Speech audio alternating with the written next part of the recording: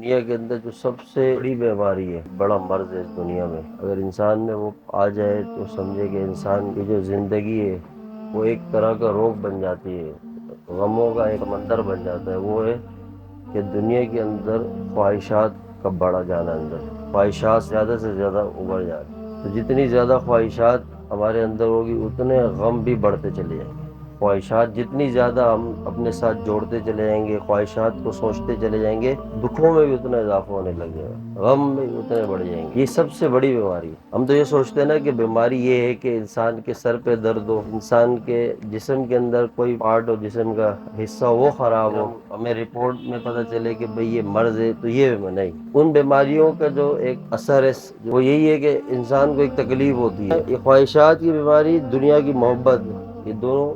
ایک ہی چیز ہے، مرض ہے۔ یہ جس انسان کے اندر ہوں گی وہ انسان ایسے سمجھے کہ ہر وقت روگ کے اندر ہے، غم میں، دکھ میں۔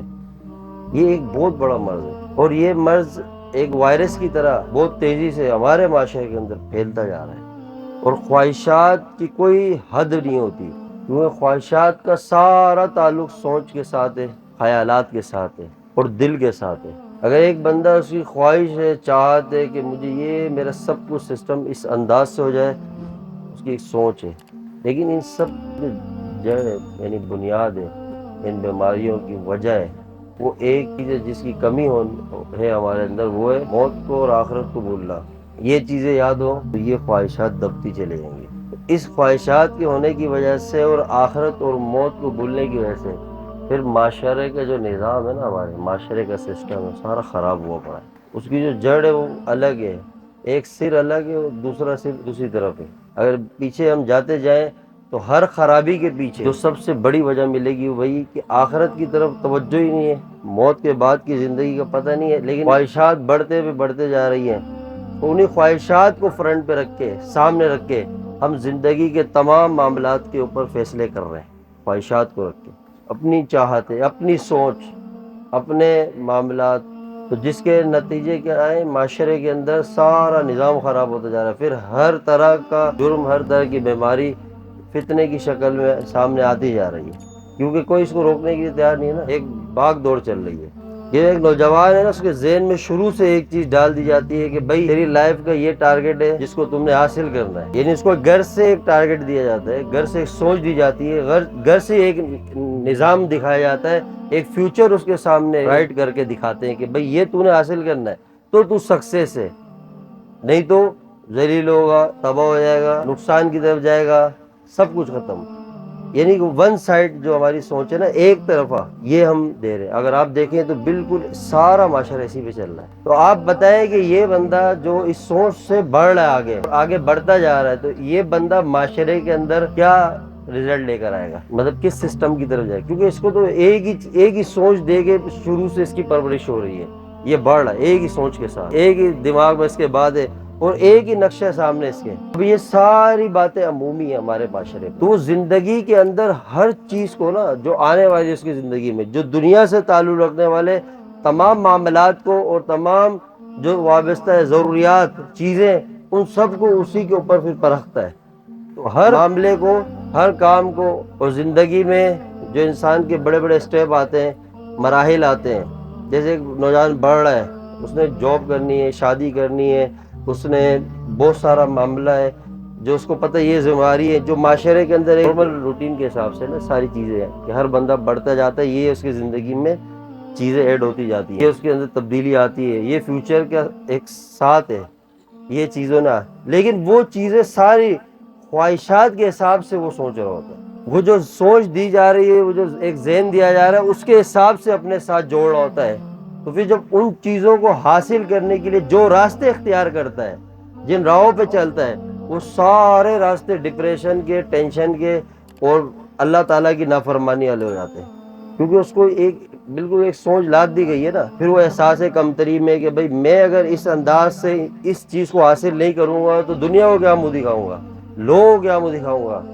ہم بچپن سے اس کی سوچ کے اندر وسعت ڈالنے کے بجائے سوچ کو تنگ کرنا شروع کر دیتے ہیں، اور ایک کمپٹیشن والا جو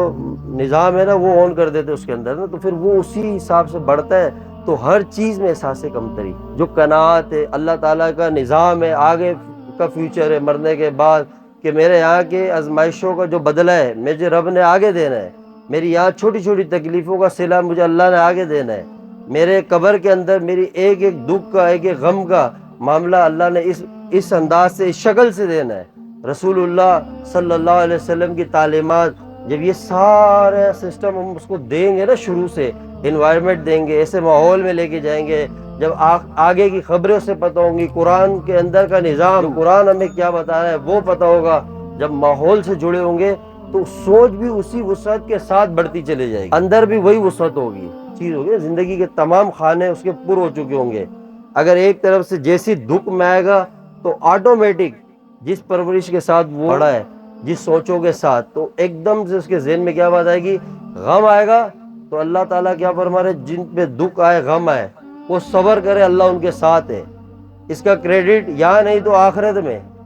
مطلب ہر چیز کا ایک الٹرنیٹ ہوگا نا، کہ زندگی میں یہ چیزیں آ رہی ہیں، اگر کانٹا بھی چپ جائے تو ہمارے تو دین نے ہمیں یہ پیغام دیا ہے اور یہی ہمیں درس دیا ہے کہ اگر چھوٹی سی چیز بھی اگر آپ کو تکلیف دیتی ہے نا، اگر حتیٰ کہ آپ کے کوئی آپ کا سامان ہے، کوئی چیز ہے، وہ آپ کے ایک جیب میں رکھی ہوئی ہے اور آپ اسے تلاش کر رہے تھے اور ایک دم آپ گھبرا گئے کہ کہاں چلی گئی، تو دیکھو دوسرے جیب سے ملی، تھوڑی دیر کی جو یہ بے چینی ہے نا، اس پہ بھی اللہ گناہ معاف کر دیتا۔ ایسا اللہ کا نظام ہے۔ جب ان سوچوں کے ساتھ تمام، یعنی اللہ کے دیے ہوئے اس نظام کے ساتھ اگر ہم خود بھی چلیں گے، اور جو ہمیں لگتا ہے نا کہ یعنی جیسے ایک طوطا ہوتا ہے نا، چھوٹا سا ہوتا ہے، ہم لیتے ہیں اس کو ہم بولنا سکھاتے ہیں، تو آسانی ہوتی ہے، آگے وہ بولتا ہے جو ہم اسے سکھا دیتے ہیں، ایسے ہی ہے نا۔ تو بچہ جب پرورش پا رہا ہوتا ہے نا، جو اس کی بنیاد ڈل رہی ہوتی ہے ہر لحاظ سے،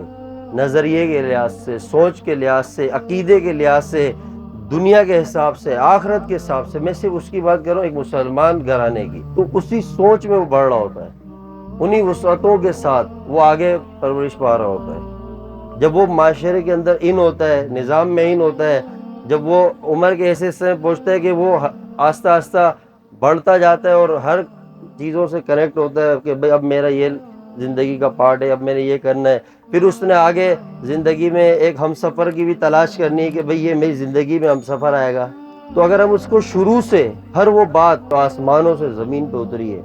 جو سرکار دو عالم صلی اللہ علیہ وسلم کی مبارک زبان سے ہم تک پہنچی ہے، اگر اس کی خبریں اس کے کان میں ڈالتے چلے جائیں نا کہ سرکار نے ایسا فرمایا، یہاں سے اسٹارٹ لینی اور یہاں تک ہم نے پہنچنا ہے، پھر دنیا کی زندگی سمجھو ہماری ہے، پھر ہمیں مزہ آئے گا ماشاءاللہ۔ جب شروع سے نا لاد دیں گے نا سوچوں سے، ایک مطلب ایسی سوچ دیں گے کہ ایک بندہ ایک قدم چل سکتا ہے، ہم اس کو سیدھا پہاڑ دکھا دیں، اس کے عمر کے حساب سے اس کی عقل اتنی میچور نہیں ہے، عقل کی ایک بچہ ہوتا ہے نا تو وہ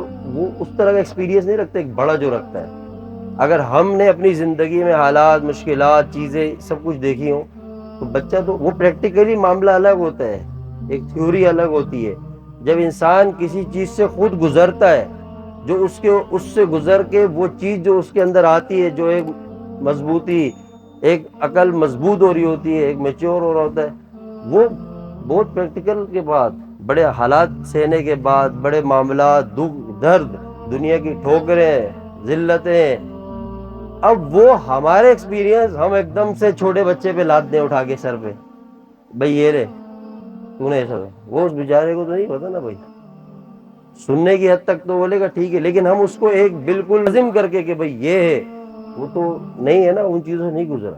وہ تو ہم گزرے ہیں، ہمیں پتہ ہے اچھے برے کا، ہمیں پتہ ہے کہ یہ راستہ صحیح ہے غلط ہے،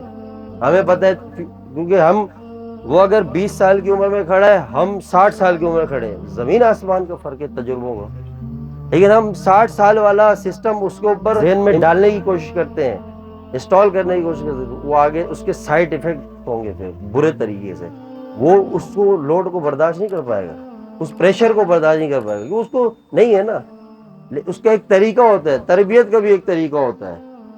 جو جس طرح کا ہے، جس جگہ ہے، جس عمر کے حصے میں چل رہا ہے، ہمارا دین یہ تبلیغ کرتا ہے کہ اس کو اسی حساب سے ڈوز دی جائے، غذا دی جائے، بات کی جائے، ذہن سازی کی جائے، تبلیغ کی، تاکہ وہ آپ سے مانوس ہو، آپ کے قریب ہو، سسٹم میں آئے۔ یہ سب سے بڑا اس وقت کا سب سے بڑا ایک سمجھے کہ فتنہ ہے، ایک سب سے بڑی ہمارے اندر کمی ہے کہ آج اولاد کی تربیت میں یہ کوئی بھی ایک تربیتی نظام کو لے کے نا ہر بندہ اٹھاتا ہے اور سیدھا لوڈ ڈالنے کی کوشش کرتا ہے. سامنے جو بندہ ہے نا وہ اس کو نہیں سمجھ پا رہا ہوں نا, وہ اس کیفیت کے ساتھ ان ذمہ داریوں کو نہیں سمجھ سکتا. تو لہٰذا ہم اس کو اس کے حساب سے ڈول دیں. ہم اس کے سامنے پوری خواہشات, ضرورت نہیں ہم یہ کہیں نا کہ بیٹا اللہ نے دیا کھا لے, شکر ادا کر, نہ جس وقت دینا صبر کر.